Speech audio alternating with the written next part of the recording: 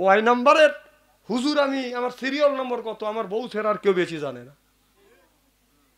হ্যাঁ, আমার বউর কাছে শুনেন যে আমি কয় নম্বরের হুজুর, ওই ভালো করে জানে।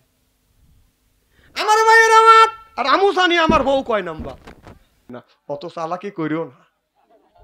এখন যদি তুমি মারবে তো রাগের মারা মারবে না, খালি মোহাব্বতের মারা মারবে, খালি এরকম লাঠি ছোঁয়া যাবি।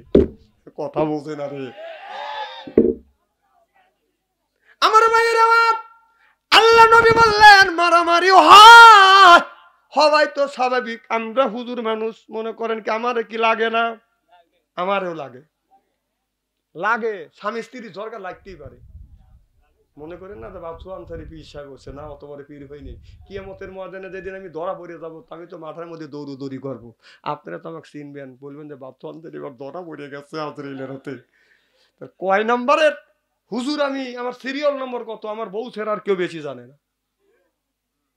হ্যাঁ, আমার বউর কাছে শুনেন যে আমি কয় নম্বরের হুজুর, ওই ভালো করে জানে। আমার ভাইয়ের আমার, আর আমু জানি আমার বউ কয় নম্বর। এটা স্বামী স্ত্রী ছাড়া কেউ কি জানে? কিন্তু কিছু কিছু লোক, মানে কিছু কিছু জিনিস একবারে জানার পরেও এগুলি চাপা দিয়ে রাখা লাগে, কারণ মান সম্মানের ব্যাপার না।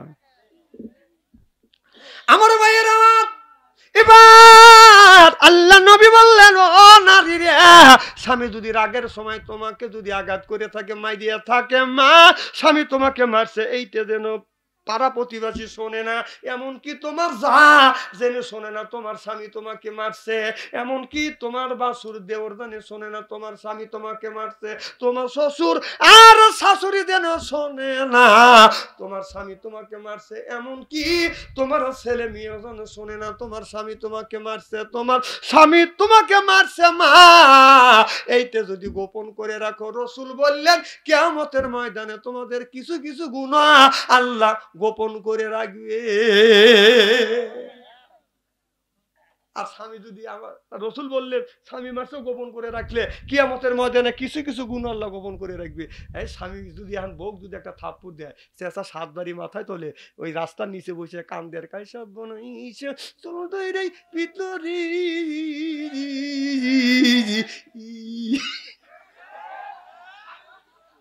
এরকম কবিতা গাওয়া লাগবে কিসের লেগে? না না, রাসূল বললো গোপন করে রাখো, আর তুমি কথাগুলো ওপেন করে দিলে।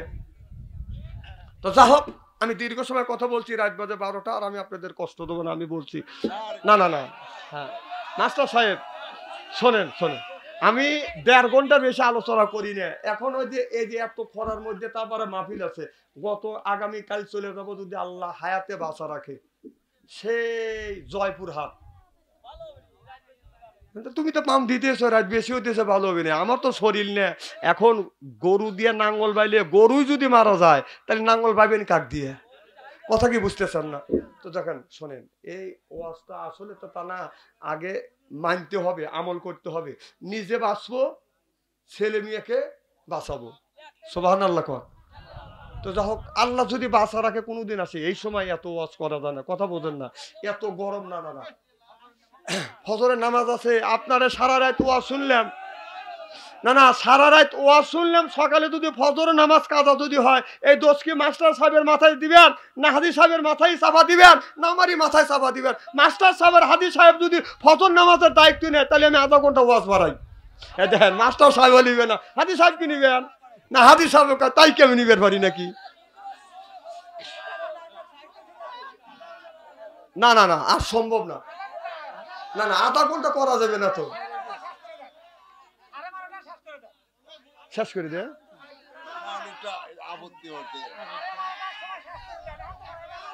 আহারে, নারায়ে তাকবীর। যাক, আমি আর 10 মিনিট বাড়া দিই, কিন্তু যেহেতু আপনারা অনুরোধ করছেন, কি কন?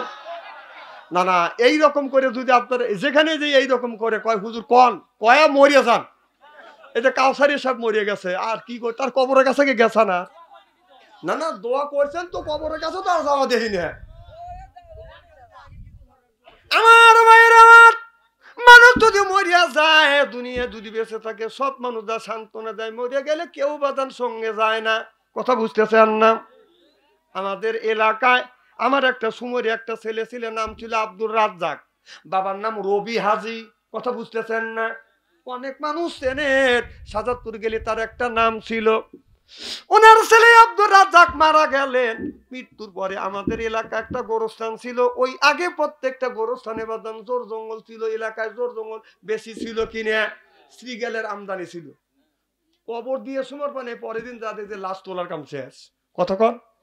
তো ওই ছেলেটা মারা গেছে রাত 10টা পরে, 11টা 12টার দিক কবর খনন করে গেছে আমার আব্বা আব্দুল নামে একটা লোক, আর আমার এক জ্যাঠা ছিল, নাম হলো মুইসে মোল্লা।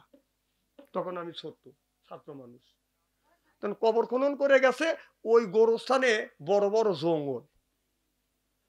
তো আমার আব্বার স্ট্যান্ডার চাপ দিছে, আমার বাড়িটাই হলো ফাঁকা বাড়ি, আর মাঠের মাঝখানে হলো কবরস্থান। আব্বার স্ট্যান্ডার চাপ দিছে, বাড়িতে আসছে, আমি আর বসে রয়েছি, জানাজা করবে যাবো, ছেলেটা আমার সময় ছিল। তো আমার আব্বা বাড়িতে আছে স্ট্যান্ডার যাওয়ার জন্য, মুইসে মোল্লা যে আছে আমার জ্যাঠা, উনি ওই এরকম কবর ওখানে বসে থেকে ঝুমতেছে, আর আব্দুল নামে ওই লোকটা খালি কবর খনন করতেছে। এদিকে শিয়ালের দেয়ার আছে। হ্যাঁ, এ কথা শিক্ষা দেওয়ার জন্য কথা বলতেছি, এখানে আন্দাজে বাচ্চা অন্তরে কথা কয় না, এখানে আপনারও শিক্ষা আছে আমারও শিক্ষা আছে। তখন ওই শিয়ালের দেয়ারের মধ্যে মাটি গেছে, দেয়ার চাপিয়ে আসতেছে। শিয়াল আবার ওই যেখানে কবর দিছে মাঝামাঝি আইছে, এতখানি খনন করছে, তো যেই কোপ মারছে শিয়ালের লাগছে নিজে কোপ, যেই নিজে কোপ লাগছে শিয়াল পাগল হয়ে গেছে।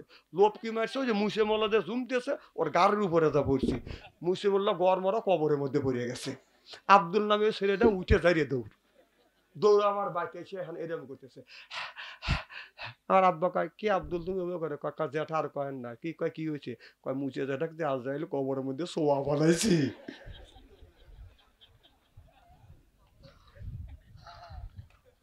ওই মুসে মোল্লা জীবনে নামাজ পড়ে নাই। কথা বুঝতেছেন না? নামাজ পড়ে নাই, রোজাও রাখে নাই। রোজা যদি রাখছে, যারা রোজা রাখছে তাদের বলছে যার ভাত নাই সে রোজা রাখে, আমার ভাত আছে আমি রোজা রাখবো কে? পড়ে গেছে কায়দা মতে। কোথায় পড়ছে? কায়দা মতে পড়ছে। মানুষ উত্তর পাইলে মাথা দেয়, দক্ষিণ পাইলে পাও দেয়, আর উনি উত্তর পাইলে পাও দেয়, দক্ষিণ পাইলে মাথা দেয়, কায়তিয়ে শুয়ে পড়ছে। এদিকে জোর জঙ্গল চিন চিন চিন চিন ঝিন ঝিন করতেছে, গুগড়ে বাঁচতেছে। কথা বুঝতেছেন না? এখন রবিয়াদি আসলো, কয় যে, আব্দুল তুই এখানে কে? কয় যে মুছে যা থাকছে আজরাইল সোয়া ফালাইছি। কয় রে বাইরিয়া রে, কোচ কি? এখন ওই রাত্রিতে কে যাবে? 5-6 জন লোক সাথে নিয়ে আমু গেলাম কবরস্থানের কাছে, বিরিয়ার জঙ্গল মাঝখানে মুসে মোল্লা চিত হওয়া পড়ে রয়েছি। তখন সব কয় যে ভিতরে ঢোকো। আমি বললাম আমি ঢোকো না। তুমি বাচ্চা মানুষ, ঢোকো, তুমি নিষ্পাপ মানুষ। আমাকে আগে দিবে, আর ছোটকালে একটা ধারণা ছিল না, আগে দিবে আর আমাকে বেরিয়ে দিয়ে ধরবে, আর তোমরা পলাইবে। আমি তো যাবো না, তোমরা আগে যাও। তো এখানে কবলা করতেছে, মুসে মোল্লা চিন্তা করতেছে আজরাইল তোমাকে পারিয়েই ফেলাইছি। একটু পরে আজরাইল এসে ফেরেশতা এসে বলবে, মান রব্বকা, বল মুছে তুই নামাজ পড়ছিস কিনে? মুছে কইতে, জীবন ভরে তো আমি নামাজ তো পড়িনি, রোজা রাখিনি, তাহলে তোমার 12টা বাজাইবি। তখন চিন্তা করতেছে, আইসা তখন জিজ্ঞেস করবে, হ্যাঁ মুছে বল তুই কি করছিস? তখন আমি মরার পরে না মরে মরার বান ধরবো, দু একটা গুতনি মুতনি দিবে, দেখবে তাহলে লোকটা মরেই গেছে, তুই বাড়ি চলে যাবো। কি বুদ্ধি! এই 5-6 জন লোক গোরস্থানের মধ্যে যা দেখা যায়, কবরের মধ্যে দক্ষিণ পারলে মাথা দিয়ে কাইতে শুয়ে আছে মুসে মোল্লা। ভাব করতেছে, হায় হারে মুসে মরিয়া গেছে। ওই মুসে মোল্লা চিন্তা করতেছে, যেমন আজরাইল আলাইহিস সালাম 10-12 জন ফেরেশতা নিয়ে এসে গুতনি দিবি। কবরের মধ্যে শুয়ে পড়ছে, বলতেছে যে হাত ধরো, কেউ পাও ধরো, কেউ হাত ধরছে, কেউ পাও ধরছে, যে হন্নি করছে। মুসে মোল্লা মনে মনে চিন্তা করছে, এইবার আসার মারবে একটা, না এটা সহ্য করে লিখবে। কথা বুঝতেছেন না? এবার হাত ধরে, কেউ হাত ধরছে, পাও ধরছে, দড়িয়ে গোরস্থানের বাইরে বের করছে, তাই নিয়ে কথা বুঝতেছেন না? মুসে মোল্লা এখন লক্ষ্য করে দেখো, তখন তো গোরস্থানের বাইরে আসছি, লোকটা তখন বলতে, ও আল্লাহ, যেই কছে ও আল্লাহ, কয় মরা মানুষ না, তা যদি তুই এরাও দৌড়। আমার ভাইয়ের আমার, এই জন্য আমি বলবো নামাজ পড়া লাগবে, যতই দুনিয়ায় বাহাদুরি দেখান না কেন।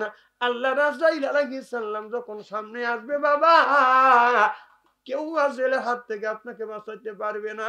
দুনিয়ার থেকে বিদায় নিতে হবে। দুনিয়ার জীবনে যত কিছু করছেন প্রত্যেকটা হিসাব আমার আল্লাহর কাছে দিতে হবে। চিল্লাইয়া কোন মারহাবা। মানুষ যদি মারা যায় কবরস্থ করবে, কবরের মধ্যে রাখার সাথে সাথে তিনটা প্রশ্ন করবে। মুনকার নাকির ফেরেশতা আসবে আপনাকে কবরস্থ যখন করবে, কবরস্থ করিয়ে যখন মুসল্লির বাদন সরে আসবে, এবার ফেরেশতা আসিয়া আর এক ফেরেশতা আসিয়া রুহুটা আপনার আমার ভিতরে দিবে। সুবহানাল্লাহ কোন। আপনি ভাবছেন মরিয়া গেলেই মাটি দিয়ে থুয়ে চলে আসবেন, না না। আর যেই ফেরেশতা আবার ফেরেশতা আজরাইল আলাইহিস সালামের পক্ষ থেকে একজন মালাকাল মউতের পক্ষ থেকে আসিয়া রুহু ভিতরে বাজান দিবে, কিন্তু আপনার মুনকার নাকির ফেরেশতা তিনটা প্রশ্ন করবে, তার আগে আরেকটা ফেরেশতা আসবে। সুবহানাল্লাহ। ওই ফেরেশতা এসে বলবে আমি আসছি, ও আল্লাহর বান্দা ওঠো। আল্লাহর বান্দা তখন উঠে বাদন বসবে, বলে তুমি কে? তুমি কি মুনকার নাকির ফেরেশতা? কয় মুনকার নাকির ফেরেশতা আমি না, আরো দুইজন আসবে। আমি মুনকার নাকির ফেরেশতার আগে। কয় তুমি কিসের জন্য আসছো? বলে তোমার জীবনে যত নেক আমল করছো আর যত গুনার কাজ করছো এখন তুমি লিখে দাও দেখি তোমার গুনাহ বেশি না নেক বেশি। এবার আল্লাহর বান্দা বলবে আমার কাছে তো খাতা নাই, আমি কিভাবে লিখে দেব? বলে তোমার 3 টুকরা কাপড় আছে, এক টুকরা এরকম করে টান দিবে, যতই টানবে ততই বলবে। সুবহানাল্লাহ। এটা জোরে কর। কে কুদরত কার? আল্লাহর। আপনি কত কাগজ বানাবেন? কত কাগজ বানাবেন? আপনার কাফানের কাপড় আপনার কাগজ হবে, এও আপনার বিপক্ষে যাবে। এই কাফানের কাপড় কাগজ হবে। আল্লাহর ফেরেশতা বলবে এবার লিখতে থাকো, নেকি করছো না গুনাহ করছো বেশি। আল্লাহর বান্দা চোখের পানি ফেলে দিয়ে দিয়ে কাঁদবে আর বলবে আমার কাছে তো কলম নাই। কয় কলমটা হলো তোমার শাহাদত আঙ্গুল। সুবহানাল্লাহ। এটা জোরে কর। এই যে শাহাদত আঙ্গুল দিয়ে খারাপ কিছু করবে জান না, এরকম করে যে খোঁটাও